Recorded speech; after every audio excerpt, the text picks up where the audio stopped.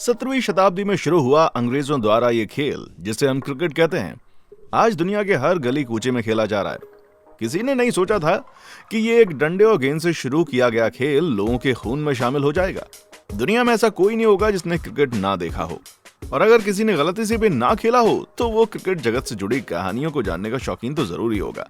अगर आप भी ऐसी ही एक क्रिकेट की कहानियों की शौकीन हैं तो फिर आज आपको मजा आने वाला है, क्योंकि आज हम बात करने जा रहे हैं क्रिकेट की दुनिया में हुई कुछ ऐसी अजीब और गरीब घटनाओं के बारे में जिसके बारे में आपने कभी नहीं सोचा था कि क्रिकेट में कभी ऐसा भी होगा। जैसा हम सबने अपनी आंखों के सामने बड़े बड़े रूल्स को क्रिकेट में लाते हुए देखा है, कुछ को हटते हुए भी देखा है। ये खेल अपने साथ अगर खुशियां लेकर आया तो गम भी लेकर आया। मैच फिक्सिंग से लेकर प्लेयर्स के झगड़े तक, गेंद से छेड़छाड़ से लेकर प्लेयर्स के मनमुटाव तक, बहस तक, हर चीज में क्रिकेट ने पिछली कुछ शताब्दियों में लगभग सब कुछ देख लिया है। क्रिकेट में कंट्रोवर्सी क्रिएट होना आज की तारीख में कोई नई बात नहीं है, लेकिन जैसे जैसे क्रिकेट में ये कंट्रोवर्सी क्रिएट होना शुरू हुई वो देखने लायक होती गई। ऐसा ही क्रिकेट जगत में हुई कुछ कंट्रोवर्सीज के बारे में आज हम बात करने वाले हैं। वेलकम बैक दोस्तों, क्रिकेटर गाथा में आप सभी का स्वागत है। क्रिकेट में कंट्रोवर्सी की बात जब भी आएगी, साउथ अफ्रीका के कप्तान रह चुके हैंसी क्रोनिया का नाम तब तक हमारे दिमाग में एक सवाल की तरह खटकेगा कि क्रोनिया ने ऐसा क्या किया था और क्यों किया था, आखिर क्या जरूरत थी ऐसा करने की। मैं बात कर रहा हूं मैच फिक्सिंग मामले में उनके फंसे होने की। हैंसी क्रोनिया उनकी टीम और उनके बाकी प्लेयर्स के लिए एक वो प्रेरणा का स्रोत थे। साल 2000 की बात है, इंग्लैंड और साउथ अफ्रीका के बीच में टेस्ट मैच की श्रृंखला का यह मैच साउथ अफ्रीका के सेंचुरियन में खेला जा रहा था। साउथ अफ्रीका ने बहुत ही अच्छी शुरुआत की, लेकिन अगले 3 दिन बारिश की भेंट चढ़ गए, जिससे आए हुए दर्शक बहुत ही निराश थे। आखिरी दिन किसी तरह से इंग्लैंड के सामने टारगेट रखा गया 76 ओवर में 249 रन्स का, और इंग्लैंड ये मैच 2 विकेट से जीत गया। लेकिन ये साउथ अफ्रीका की हार सिर्फ हार नहीं थी, साउथ अफ्रीका के क्रिकेट इतिहास का ये ब्लैक डे है। जी हाँ दोस्तों, क्योंकि जब इस मैच की खुलकर तफ्तीश की गई तो पता चला कि हैंसी क्रोनिया ने इस मैच को सट्टेबाजों के साथ बैठकर फिक्स किया था। मुथैया मुरलीधरन क्रिकेट इतिहास के सबसे सफल गेंदबाज हैं। टेस्ट में 800, वनडे में 534 और T20 में 13 विकेट लेने वाले और अंतर्राष्ट्रीय क्रिकेट में सबसे ज्यादा 1347 विकेट लेने वाले अकेले गेंदबाज हैं। मुथैया मुरलीधरन पर कंट्रोवर्सी के ऐसे बादल छाए मानो मुथैया मुरलीधरन के करियर को खत्म करने की साजिश की गई हो। जी हाँ दोस्तों, ये बात है बॉक्सिंग डे टेस्ट की, जहां श्रीलंका और ऑस्ट्रेलिया के बीच एक दिलचस्प मुकाबला हो रहा था। उसी मैच में अंपायर डेल हेयर ने एक के बाद एक मुरली द्वारा फेंकी गई 7 गेंदों को नो बॉल देना शुरू कर दिया। मामला इतना गर्म हुआ कि उस वक्त के श्रीलंका के कप्तान अर्जुन रणतुंगा ने अंपायर से बात की। अंपायर डेल हेयर ने बताया कि मुरली गेंदबाजी नहीं कर रहा है, बल्कि गेंद को थ्रो कर रहे हैं। इसी तरह से मुरली की गेंदबाजी पर सवाल करने के पीछे का मकसद सिर्फ एक ही रहा होगा कि एशिया का कोई भी खिलाड़ी उनसे बेहतरीन नहीं हो सकता और ना ही वो होने देंगे। और ये कौन लोग हो सकते हैं, ये तो आप अच्छे से जानते ही होंगे। हम अगले जिस हादसे की बात करने जा रहे हैं वो क्रिकेट जगत का बहुत बड़ा हादसा है दोस्तों। आपको याद ही होगा वर्ल्ड कप 2007 का वो मैच जो आयरलैंड पाकिस्तान से जीत गया था। पाकिस्तान की आयरलैंड के हाथों हार के अगले दिन एक घटना से पूरा क्रिकेट जगत सन्न रह गया। 18 मार्च के दिन पाकिस्तान टीम के कोच वॉब वुल्मर अपने कमरे में मृत पाए गए। कहा जाता है उनकी मृत्यु हार्ट अटैक से हुई, लेकिन सच क्या है ये आज भी एक सवाल है, क्योंकि वॉब वुल्मर जब से पाकिस्तान टीम के कोच बने थे तब से उन्हें किसी न किसी कंट्रोवर्सी का सामना करना पड़ रहा था। स्टीव बकनर अपने जमाने के माने हुए अंपायर रहे हैं, तो फिर क्यों भारत के खिलाड़ियों ने वेस्टइंडीज के रहने वाले स्टीव बकनर को बीच सीरीज में हटाने की बात कही। दोस्तों, ऑस्ट्रेलिया और भारत के बीच चल रही टेस्ट सीरीज के एक मैच में यह घटना देखने को मिली। पहले कुछ मैचों में स्टीव बकनर द्वारा दिए गए गलत फैसलों से तंग आकर भारत के खिलाड़ियों को यह फैसला लेना पड़ा। हालांकि स्टीव बकनर ने इस तरह के गलत फैसले पहली बार नहीं दिए थे, उन्हें दर्शक तक बेईमान अंपायर कहते थे। स्टीव बकनर ने भी कहा और कभी सोचा भी नहीं था कि उनके साथ कभी ऐसा हो सकता है।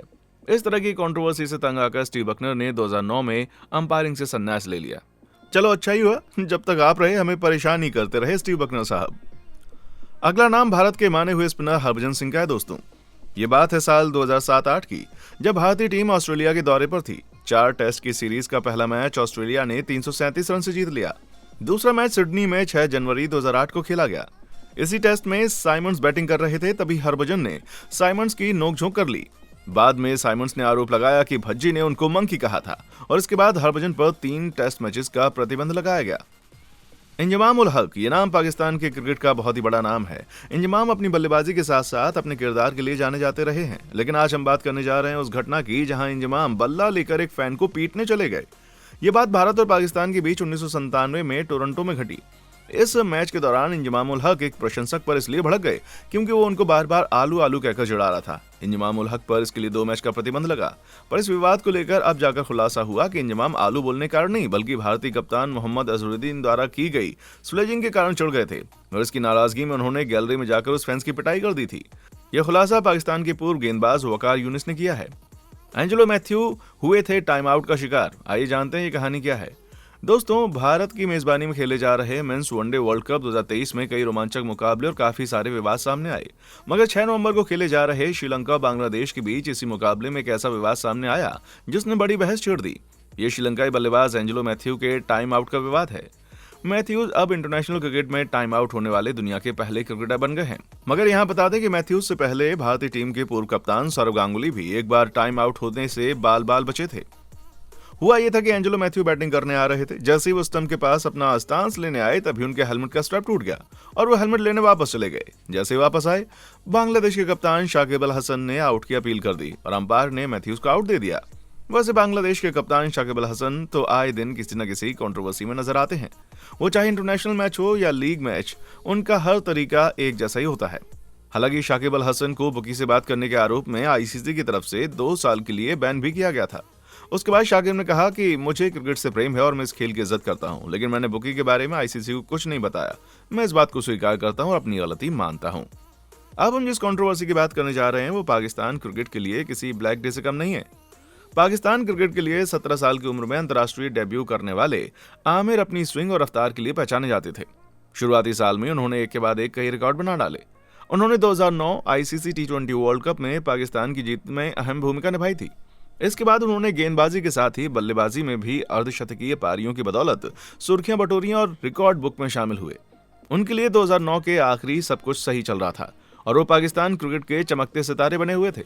लेकिन 2010 के बाद से उनका करियर एक ऐसे मोड़ पर पहुंचा जहां से उनके साथ सिर्फ संघर्ष और मानसिक तनाव आया। मोहम्मद आमिर को मैच फिक्सिंग के मामले में दोषी पाया गया, जिसे उन्होंने खुद स्वीकार किया। इसके लिए उन पर 5 साल का प्रतिबंध लगा और 3 महीने के लिए उनको जेल में रहना पड़ा। मैच फिक्सिंग में मोहम्मद आमिर के अलावा सलमान भट्ट और मोहम्मद आसिफ भी शामिल थे। ऐसा नहीं है कि भारत के खिलाड़ी इससे बचकर निकल गए हों। जी हां दोस्तों, भारत के तेज गेंदबाज रह चुके श्रीसंत के ऊपर स्पॉट फिक्सिंग का मामला दर्ज हुआ था। ये बात है IPL 2013 की। पंजाब के खिलाफ खेले जा रहे इस मुकाबले में श्रीसंत को मैच फिक्सिंग करते हुए पाया गया, जिसके बाद 16 मई को दिल्ली पुलिस ने बाकी खिलाड़ियों के साथ श्रीसंत को भी गिरफ्तार कर लिया।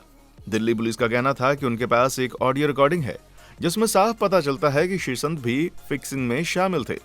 इसके बाद श्रीसंत ने अपनी गलती मानते हुए कहा कि वो नहीं चाहते थे कि कल को उनके बच्चे गूगल पर मेरा नाम टाइप करें और उन्हें मुझसे जुड़ी हुई कोई भी ऐसी बात पढ़ने को मिले, इसलिए उन्होंने इसकी जानकारी किसी को भी नहीं दी थी।